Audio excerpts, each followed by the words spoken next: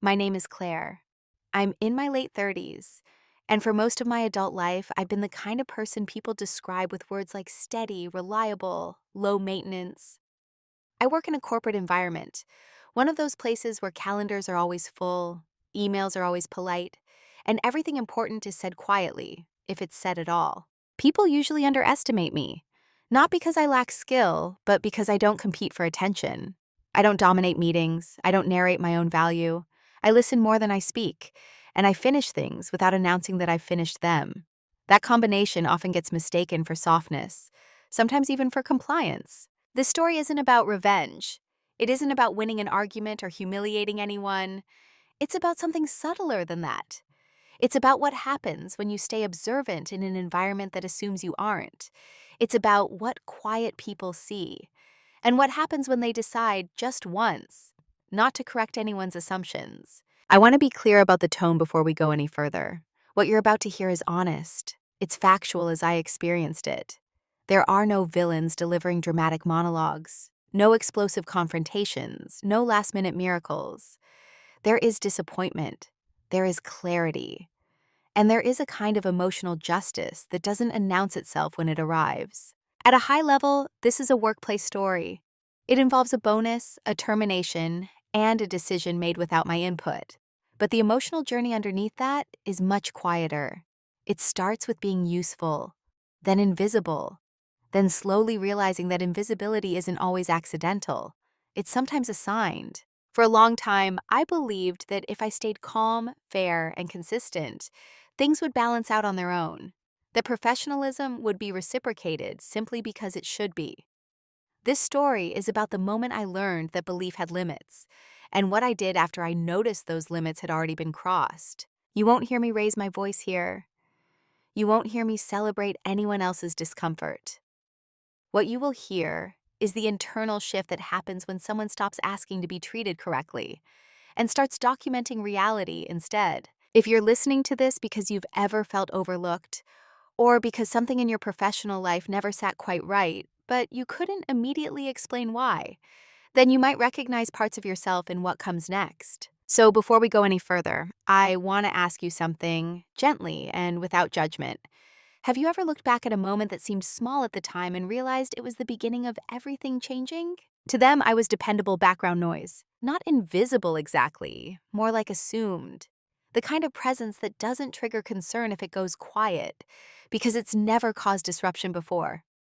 I was the person whose calendar filled itself without discussion, the one copied on emails just in case, then relied on implicitly when things went wrong. I'd been with the company for years, long enough that my role had expanded far beyond its original description. But quietly, without title changes or announcements, I knew how payroll flowed, how approvals really worked, which policies were flexible in practice, and which ones were rigid only when it benefited someone higher up. But none of that was how I was described. If you asked my boss, he would have said I was solid. If you asked my colleagues, they'd probably say I was easy to work with. No one would have said strategic or careful or watching. I didn't interrupt meetings. I waited until people finished speaking, even when I knew they were wrong. I followed up privately, corrected systems instead of egos, and made sure things landed safely. That made me useful.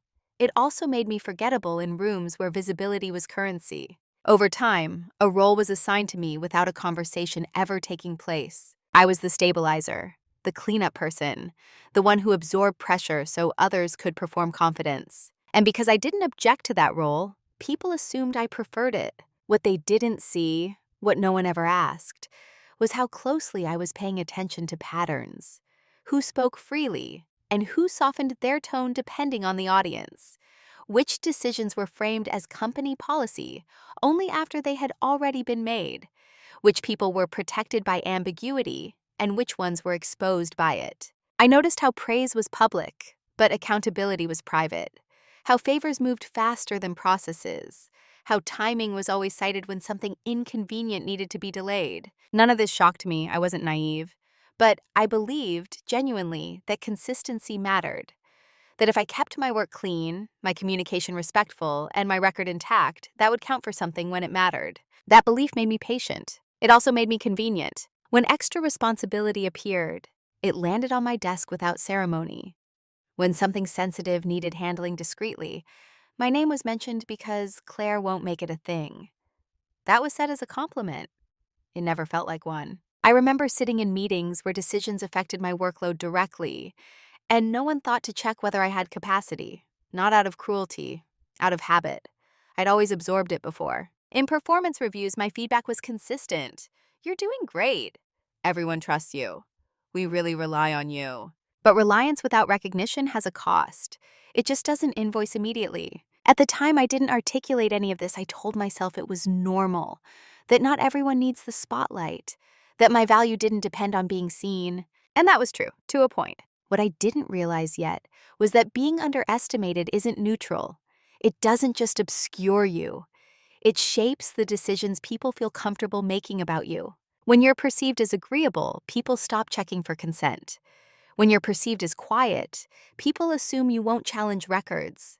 When you're perceived as stable, people believe you'll absorb instability without consequence. That's who I was to them. Not someone who would cause trouble.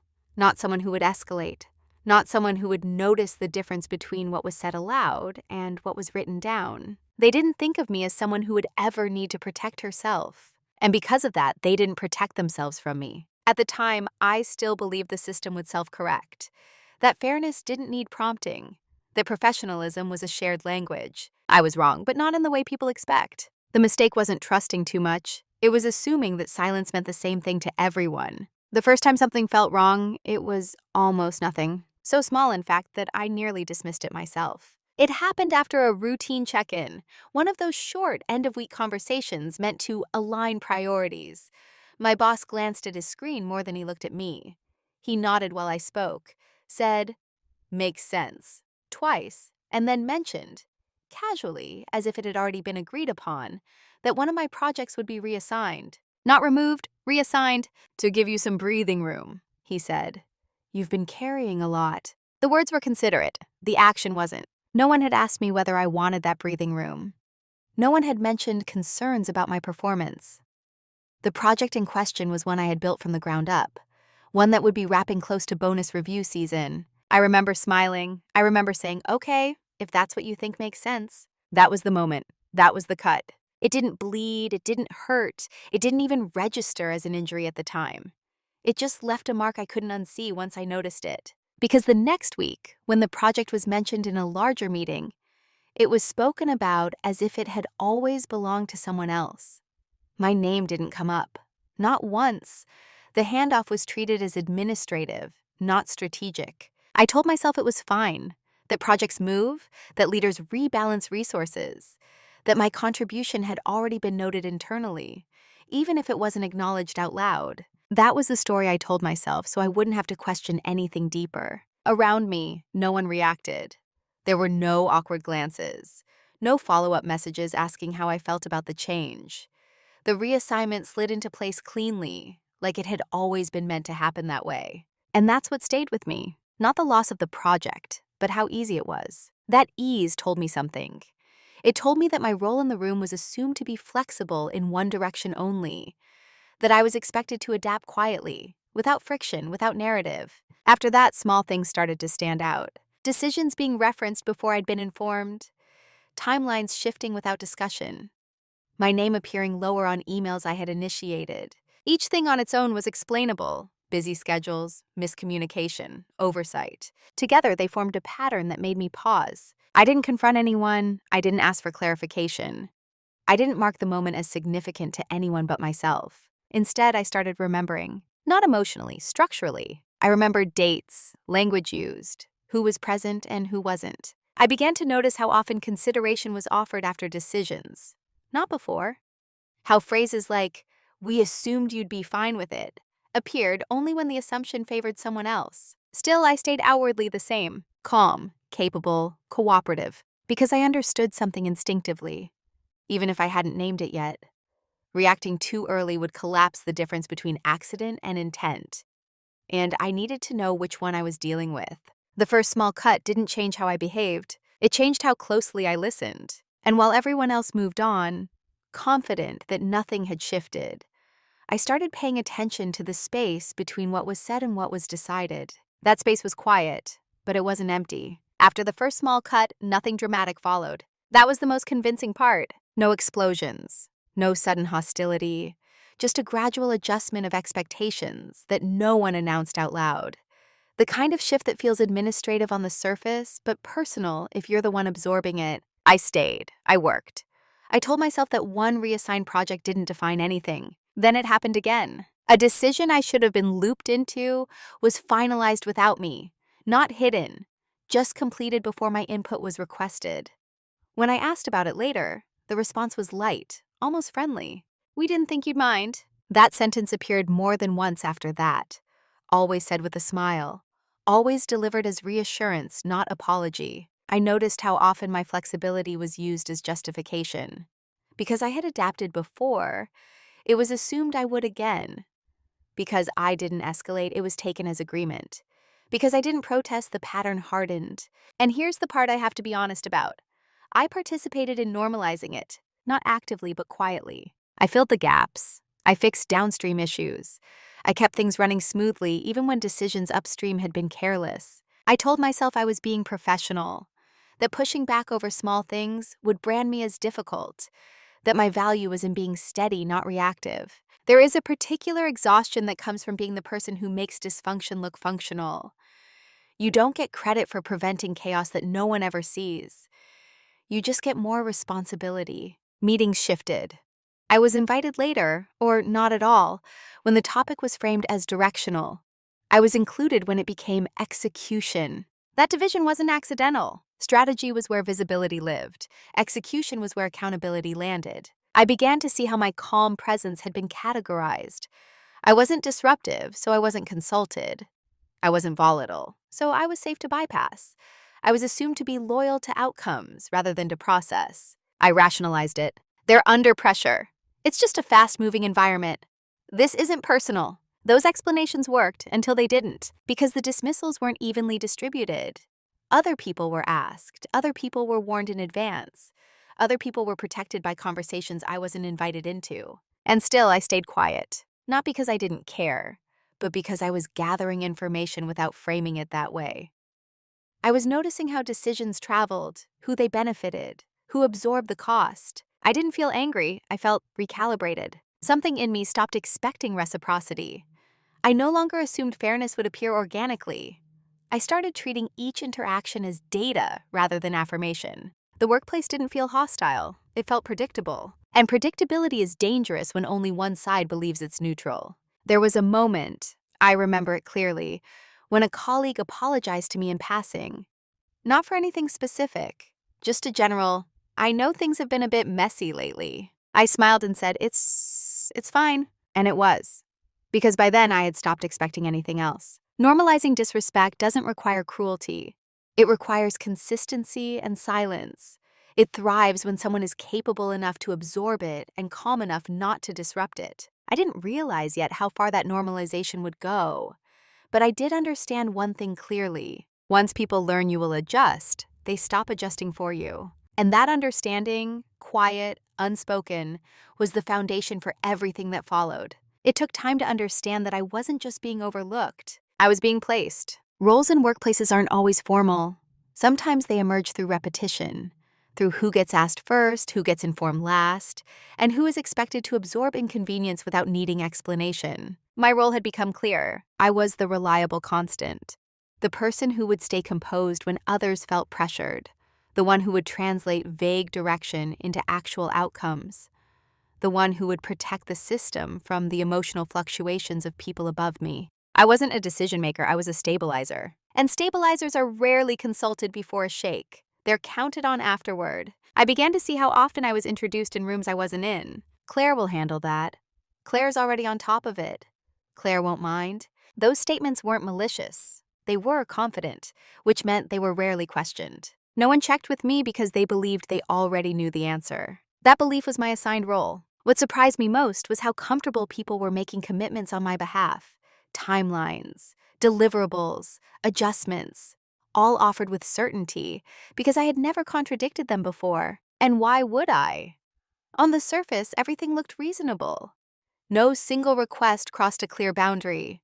There was always context, always urgency, always a reason. But taken together, the pattern was unmistakable. I wasn't expected to lead, I was expected to carry. And carrying quietly is not the same as choosing. I watched how others were protected from inconvenience, how conversations happened before changes were announced, how hesitation was treated as input when it came from certain voices, and as inefficiency when it came from others. When I spoke carefully, I was thanked for my thoughtfulness. When others spoke forcefully, they were praised for leadership. It wasn't a double standard exactly, it was a categorization. I had been categorized as someone who wouldn't push. That categorization allowed decisions to move faster around me. It also allowed fairness to move slower. At the time, I didn't feel wronged. I felt fixed in place, like furniture that had become part of the room, noticed only if it was missing. There's a subtle loneliness in that kind of role. Not isolation, but a sense that your presence is valued only for what it prevents, not for what it contributes. I began to ask myself questions I hadn't allowed before. What would happen if I didn't adjust this time? What assumptions were being made because I'd never tested them? Who benefited from my calm? I didn't act on those questions yet. I just held them. Because there's a difference between understanding your role and rejecting it. Understanding comes first. Rejection requires timing. What I didn't realize then was that the role assigned to me would soon justify a decision far more serious than a missed meeting or reassigned project. Once someone believes you exist to stabilize outcomes, they stop worrying about how those outcomes affect you. And that belief, quiet, unchallenged, was already shaping a future conversation I hadn't been invited to yet. The shift didn't happen during a meeting. There was no confrontation, no raised voice, no moment where I suddenly decided I'd had enough. If anything, it happened in a space so ordinary that it almost feels misleading to call it a turning point. It was a quiet afternoon, the kind where the office hums, but nothing urgent demands attention. I was reviewing a routine internal report, one I'd reviewed dozens of times before, when a small discrepancy caught my eye. At first, I assumed it was a formatting error, something misaligned, a field pulled from the wrong source. I flagged it mentally and moved on, but something about it lingered. Not emotionally, logically. I went back to it later, cross-checked it against another system, then another. The numbers didn't line up the way they should have. Not drastically, just enough to suggest the source had been changed. I could have ignored it. In the past, I probably would have. Corrected it quietly, smoothed the edges, and moved on. Instead, I paused. That pause was the shift. For the first time, I didn't ask myself how to fix the issue. I asked myself why it existed. I traced the change back through timestamps, through access logs, through approval chains. Everything was technically compliant, but the sequence was convenient, adjusted after the fact, aligned to a narrative rather than a process. I didn't feel alarmed, I felt clear, not angry, not defensive, just aware that something had moved without me being informed, and that it had been designed to look unremarkable. That's when I realized something important. My silence had never been interpreted as neutrality. It had been interpreted as permission. And permission, once assumed, is rarely revoked voluntarily. I sat there longer than necessary, not doing anything, just letting the understanding settle. The pattern, the role, the normalization, all of it aligned into something coherent. This wasn't about disrespect in the abstract. It was about risk. Not mine, theirs. Because what they hadn't noticed was that the same qualities that made me easy to bypass also made me precise, careful, thorough. I knew where records lived. I knew how dates were logged. I knew which systems were designed to overwrite quietly and which ones left traces. I had been operating as if my job was to protect outcomes, but my actual leverage had always been accuracy. That afternoon, I didn't confront anyone. I didn't send an email. I didn't even save a screenshot. I simply adjusted my internal posture, from fixer to observer, from participant to recorder. The shift wasn't visible. No one would have noticed it even if they were looking directly at me. But it changed the way I interacted with everything that followed. I stopped preemptively smoothing issues. I let processes run as designed. I documented instead of compensating. I asked clarifying questions that sounded procedural, not personal. And I noticed how often those questions created discomfort. Not because they were aggressive, but because they disrupted assumptions. Assumptions like, Claire will handle it. Claire won't escalate. Claire isn't watching this closely. That afternoon taught me that the most powerful changes aren't emotional. They're structural. They don't announce themselves. They reframe what you're willing to accept without explanation. From that point on, I wasn't waiting for fairness. I was preparing for accuracy. And accuracy, unlike goodwill, doesn't depend on being invited into the room. After that afternoon, my silence changed quality. Before, it had been passive, a default, the absence of resistance because resistance didn't seem necessary. Now, it was deliberate, measured, chosen. I still spoke when spoken to.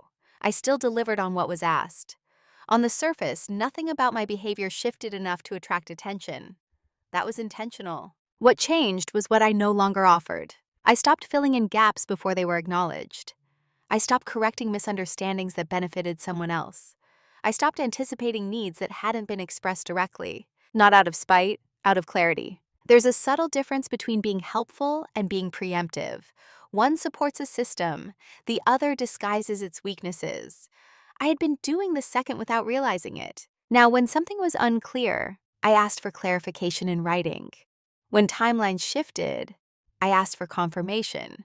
When decisions referenced my involvement, I asked for the documentation that supported that assumption. Always calmly, always politely, always in a way that sounded procedural, not personal. It was remarkable how quickly people grew uncomfortable, not because I was challenging authority, but because I was no longer compensating for its shortcuts. Silence, when chosen, creates space. And space forces others to either step into accountability or reveal where they'd been relying on you to do it for them. I noticed how often follow-ups came phrased as reassurance. Just to be clear, we're all aligned, right? You're okay with this approach? Let me know if there are any issues. Those messages weren't requests for input. They were attempts to preserve assumptions. I responded carefully. Can you confirm the date this decision was finalized? Which system should reflect this change? Who approved this adjustment? Questions like that don't accuse, they document. And documentation, unlike confrontation, doesn't escalate emotions. It escalates visibility. The irony is that no one accused me of being difficult. No one confronted me. Instead, conversations became more cautious around me, more formal, more careful, which told me everything I needed to know. People who are acting cleanly don't fear clarity. They welcome it. I also noticed something else. My workload became more contained. Not because I was doing less, but because fewer assumptions were being made on my behalf. Fewer tasks were casually handed to me without discussion. That change wasn't announced, it just happened. Silence had become a boundary. At no point did I threaten anyone. At no point did I express dissatisfaction. I simply stopped absorbing ambiguity. And in doing so, I became harder to manage casually. I knew, even then, that this phase wouldn't last forever. Systems that rely on quiet compensation eventually test how much silence they can stretch. When that test came, it wouldn't look like hostility. It would look like administration, process, paperwork. That's when silence matters most. Because when decisions are documented, the absence of objection isn't consent. It's just absence. And absence leaves room for facts to speak. What they never noticed was that I had always been good with systems, not just using them, but understanding how they behaved when no one was paying attention.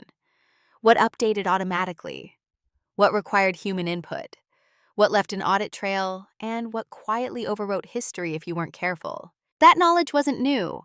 What was new was how intentionally I started using it. I didn't announce that I was preparing. I didn't even think of it as preparation at first. I told myself I was just being thorough, responsible. The same words I'd used for years, but this time I kept copies. Not secret ones, not hidden ones, just accurate ones. Stored where they were allowed to be stored, named clearly, dated correctly. I saved calendar invitations. I retained meeting notes exactly as they were written at the time.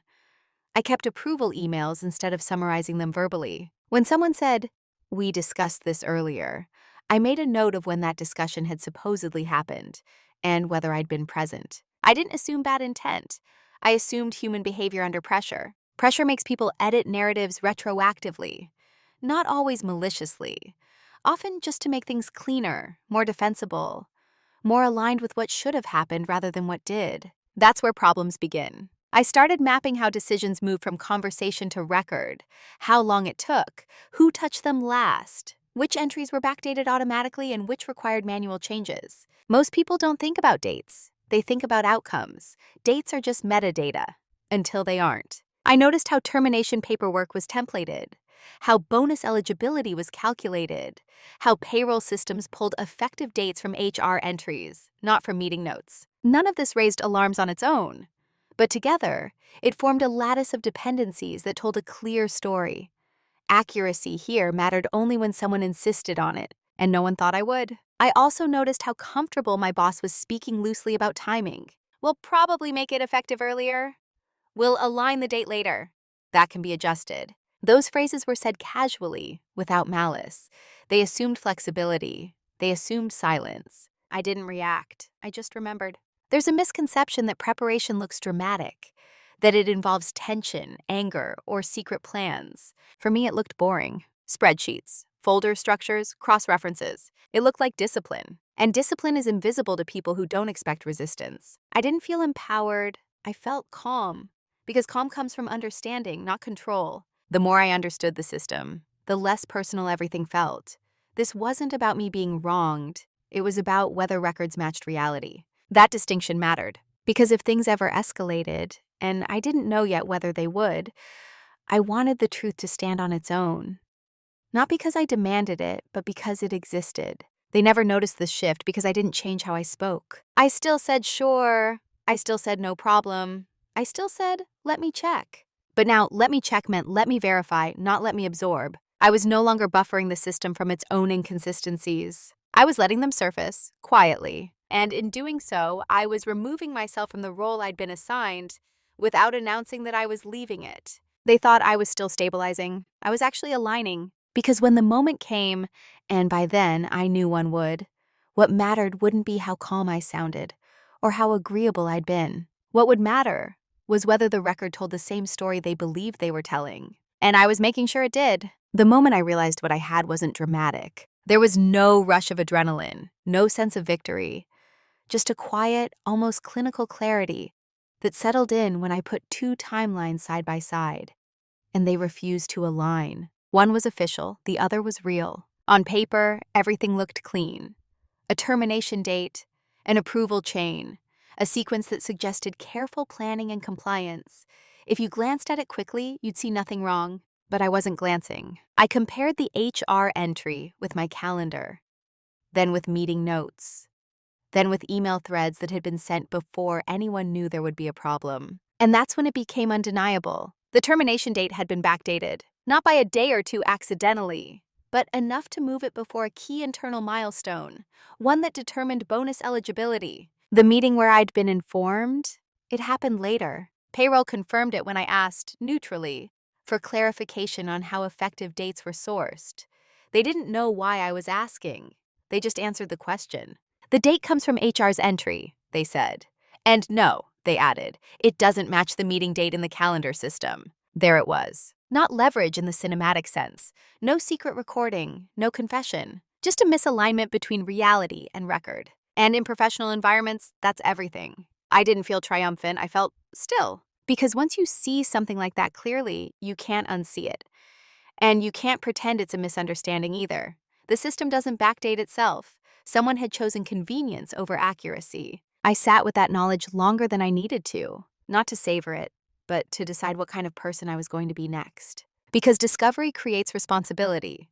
Not always to act, but to choose deliberately. I thought about all the moments I'd stayed quiet, all the times I'd smoothed over inconsistencies, all the ways my reliability had made this possible. This wasn't about punishment, it was about correction. And correction doesn't require anger, it requires precision. I didn't tell anyone what I'd found, not a colleague, not a friend. I didn't hint. I didn't change my tone. I didn't rush. Because once something is spoken aloud, it stops being yours to manage. I needed to understand the full shape of it first. How many systems reflected the backdated entry? Who had access to change it? What downstream calculations were affected? I mapped it slowly, carefully, like you would map a structure before touching it, so you know what will move if you do. What has struck me most was how fragile the situation was. If no one ever checked, it would stand. If someone checked casually, it might still stand. Only if someone checked properly would it unravel. They had relied on probability. I relied on accuracy. That's when I understood the difference between power and dominance. Power announces itself. Dominance waits until the structure collapses under its own weight. I didn't feel wronged anymore. I felt positioned, and that's a dangerous place to underestimate someone from. Because when you assume a person won't look too closely, you stop protecting yourself from what happens if they do. I closed my laptop that day with no visible reaction. I went home at my usual time. I made dinner. I slept. Nothing about the outside world had changed, but internally something was settled. I no longer wondered whether the system would self-correct. I knew exactly how it would behave if I let it. And from that point on, every decision I made was guided by one principle only. Let the truth exist long enough to be undeniable. Knowing something and acting on it are very different experiences. Once I understood what had happened, that my termination date had been backdated to move it outside bonus eligibility, and that payroll had confirmed the mismatch, I didn't immediately decide what to do. I sat in the space between awareness and action longer than most people would expect. Not out of fear, out of respect for consequence. There were several paths available to me, and I saw them clearly. I could confront my boss directly, ask for an explanation, force a correction through embarrassment or moral pressure. That might have worked. Or it might have triggered defensiveness, narrative control, and a quiet closing of ranks. I could escalate immediately to HR, to legal, to anyone who would listen. Turn the discovery into a formal dispute. That path promised speed, but it also meant surrendering control of the story before I fully understood who else was implicated. Or I could do nothing. Accept the outcome. Walk away with my record intact and my questions unanswered. Many people choose that option, not because it's right, but because it's clean. I didn't choose any of those paths. Instead, I chose the irreversible one. I decided not to correct the record yet. That sounds passive, but it wasn't. It was deliberate restraint. Because once you point out an inconsistency, you give the other party the opportunity to fix it quietly, to adjust the story before it has to withstand scrutiny. I wanted the record to remain exactly as it was, long enough for it to be relied upon. Because when people rely on a false record, they build decisions on top of it.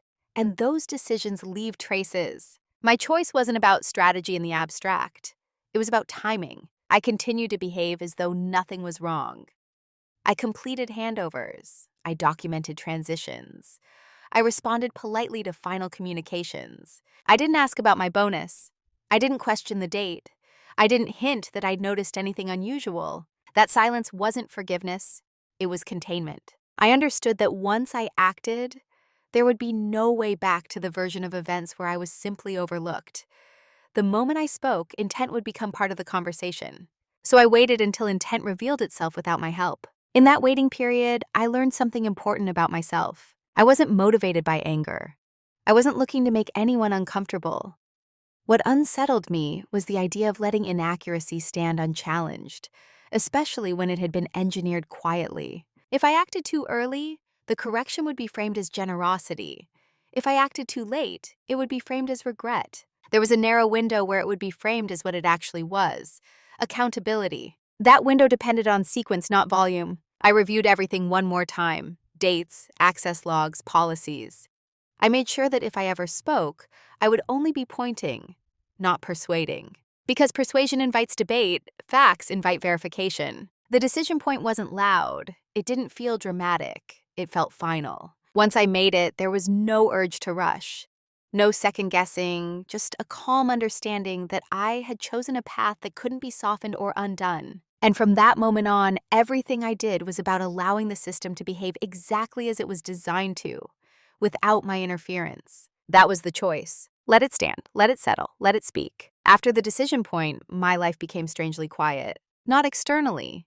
Emails still arrived, handover meetings still happened, polite messages were still exchanged.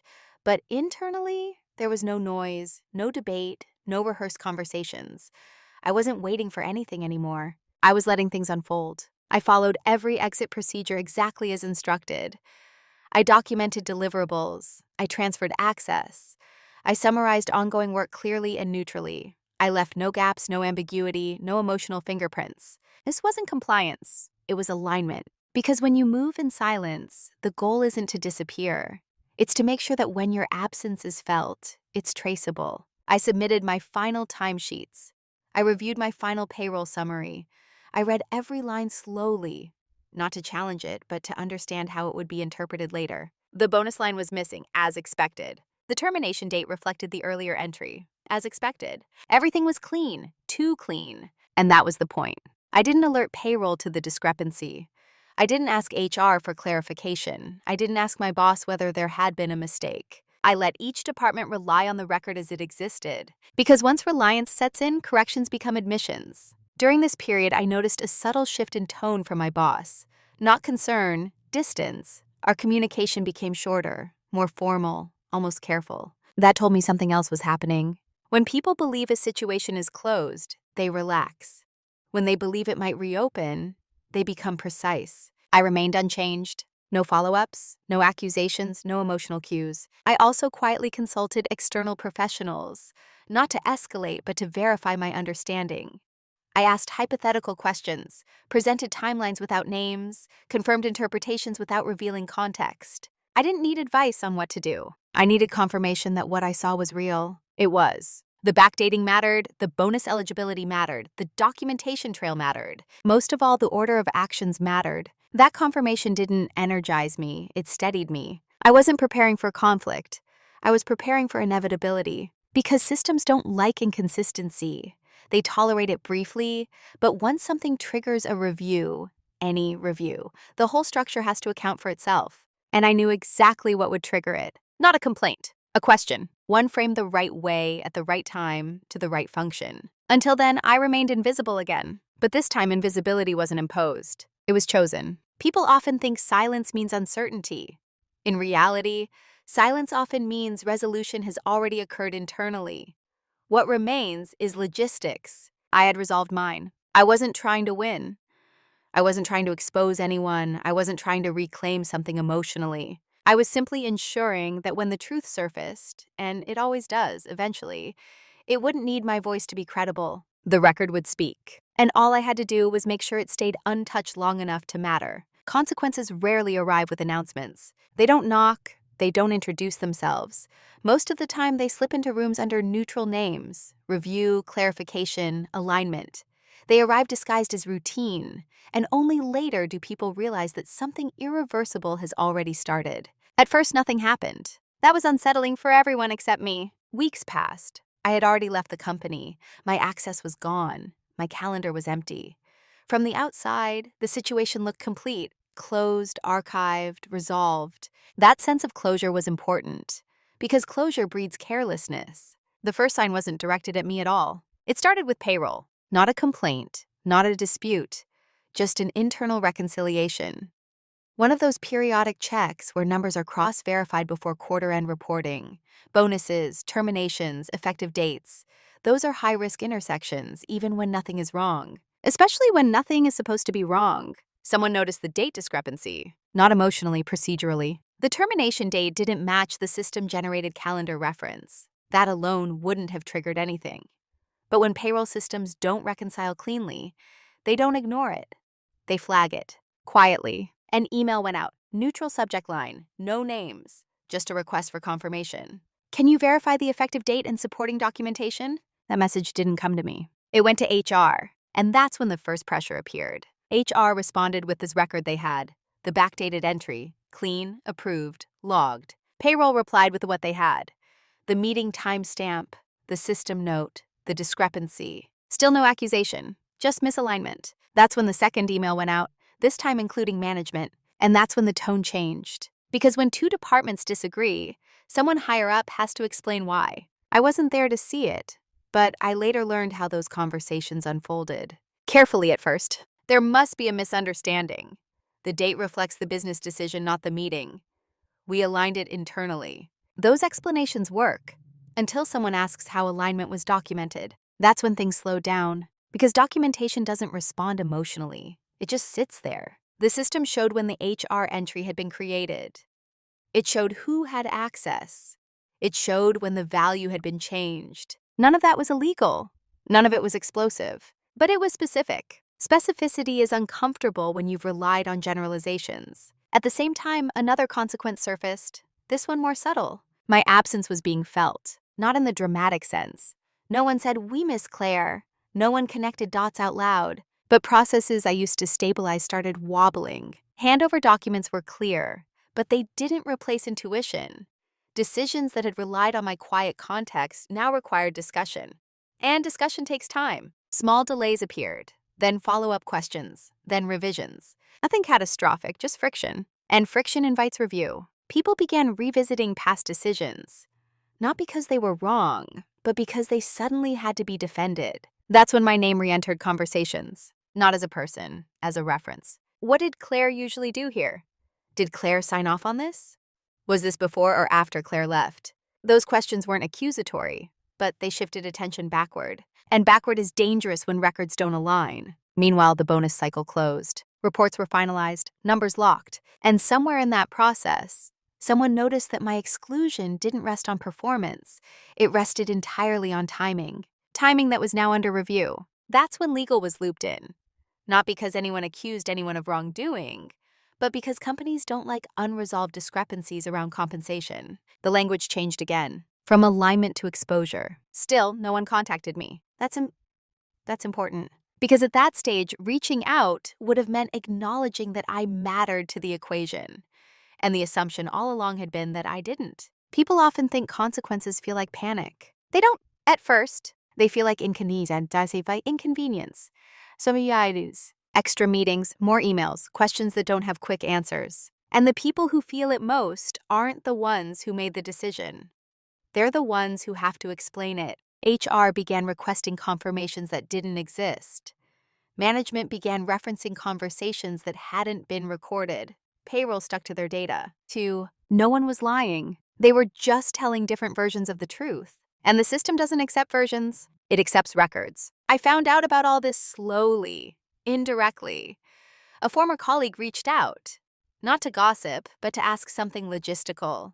In the process, they mentioned, almost offhandedly, that things had become a bit complicated since I left. I didn't ask questions. I didn't need to. The complications weren't personal. They were structural. And structural consequences don't require participation from the person they affect. That's the part people underestimate. They assume justice needs advocacy, noise, persistence. Sometimes it doesn't. Sometimes it just needs absence. Because when you remove the person who has been quietly holding inconsistencies together, the inconsistencies don't disappear.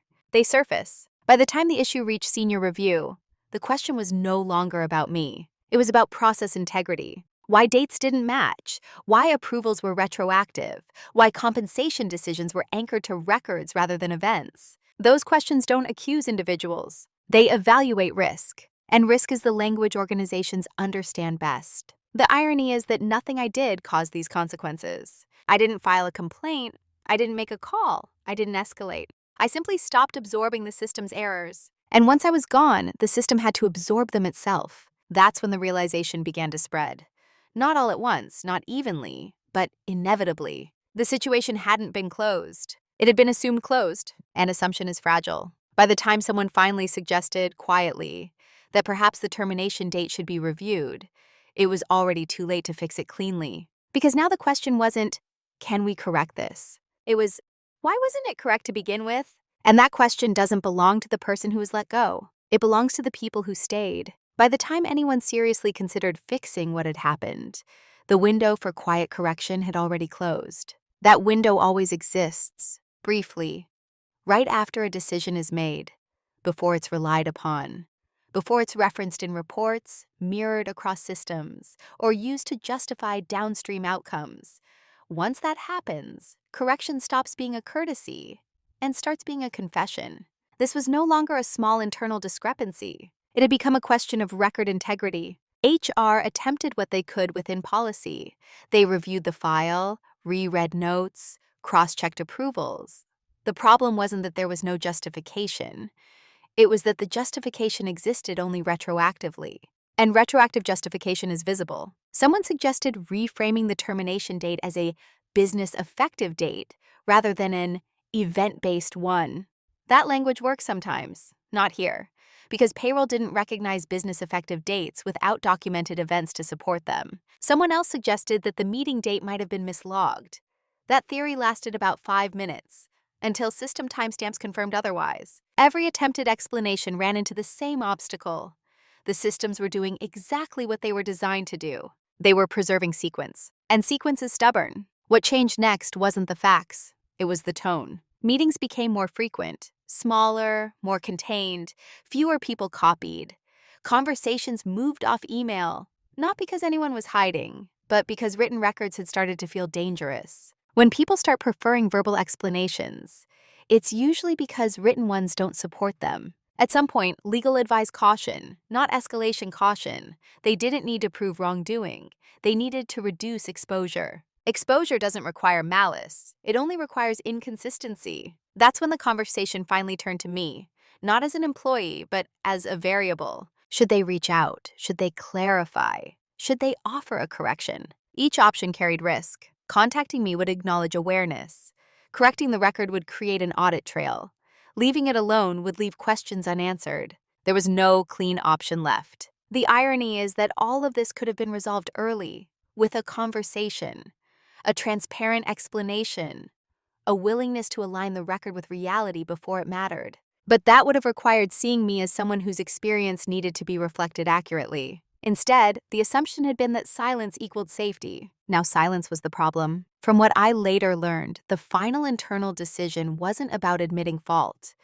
It was about containment. No public changes, no formal reversals, no outreach unless initiated by me. The bonus issue remained unresolved on paper, but the risk attached to it had been logged. That risk didn't disappear. It got carried forward into reviews, into internal memory, into how future decisions would be approached. And that's the part people don't see. Not every consequence ends in restitution. Some end in recalibration. Processes get tightened, approvals get scrutinized, flexibility gets reduced, and someone somewhere becomes more careful, not out of guilt, but out of awareness. I didn't receive a call. I didn't receive an apology. I didn't receive a correction. What I received was something quieter, the certainty that the truth had lodged itself into the system where it could no longer be ignored. Even if it wasn't spoken aloud, it was too late to fix it. Not because I refused to engage, but because accuracy had already done its work. The only direct conversation came later, long after the urgency had passed. It wasn't a confrontation in the traditional sense. No raised voices, no emotional language, just a request for a call, sent carefully, framed as a check-in rather than a response. I agreed. By then, I wasn't bracing myself for anything. Whatever this conversation was meant to accomplish, it wasn't going to change the record. And because I understood that, I felt no need to protect myself emotionally. The call began politely. My former boss spoke first. His tone was measured, almost cautious. He thanked me for my work, acknowledged my professionalism, said he hoped I was doing well. Then he paused. There's a particular kind of pause people use when they're about to step into uncomfortable territory without naming it directly. He mentioned that there had been some internal questions about the timing of my departure, that certain dates had prompted review, that things had become more complicated than expected. I listened without interrupting. He didn't accuse me of anything. He didn't ask whether I had raised concerns. He spoke as if the situation had emerged on its own, which in a way it had. When he finished, he asked if I had noticed anything unusual at the time. I answered honestly. I said I had noticed the discrepancy. I said I had asked payroll a neutral question. I said I had chosen not to escalate. I didn't assign intent. I didn't describe feelings. I didn't frame it as injustice. I framed it as sequence. The meeting happened on this date, I said. The entry reflects an earlier one. That difference mattered. There was silence on the other end of the line. Not defensiveness, not anger. Recognition. He didn't deny it. He didn't justify it. He didn't apologize in the way people apologize when they want absolution. He said, I see. That was all. We talked for a few more minutes. About nothing important. About transitions. About future plans. Before the call ended, he said something that stayed with me. I didn't think this would become an issue. I replied gently, most issues don't start out that way. That was the closest thing to confrontation there ever was. No demands, no accusations, no attempt to rewrite the past. Just two people acknowledging that a line had been crossed quietly, and that the system had noticed, even if no one else had wanted to. When the call ended, I felt nothing dramatic. No relief, no vindication, no bitterness. Just closure. Not because I'd been heard, but because I'd stayed aligned with myself throughout the process. The confrontation didn't change the outcome. It didn't need to. It simply confirmed what I already knew. When you rely on someone's silence to move things forward, you shouldn't be surprised when that silence eventually reveals more than words ever could. After everything settled, people expected me to feel changed. As if something sharp had happened. As if I'd become harder, or colder, or more guarded. That's usually the narrative attached to stories like this. Someone wronged, someone awakened, someone transformed by anger. That isn't what happened. I didn't lose my calm. I didn't gain resentment. I didn't become suspicious of everyone around me. What changed was simpler and more durable. I stopped equating silence with safety. I still listen more than I speak. I still avoid unnecessary conflict.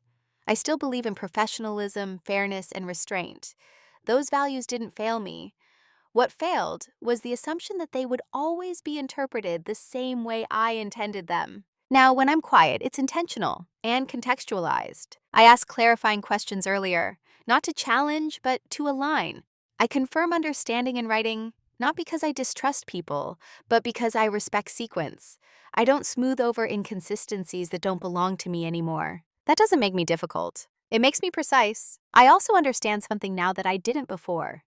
Being underestimated is not always a disadvantage. It can be a form of camouflage. But camouflage only works if you know when to stop blending in. I no longer carry roles that were assigned without my consent.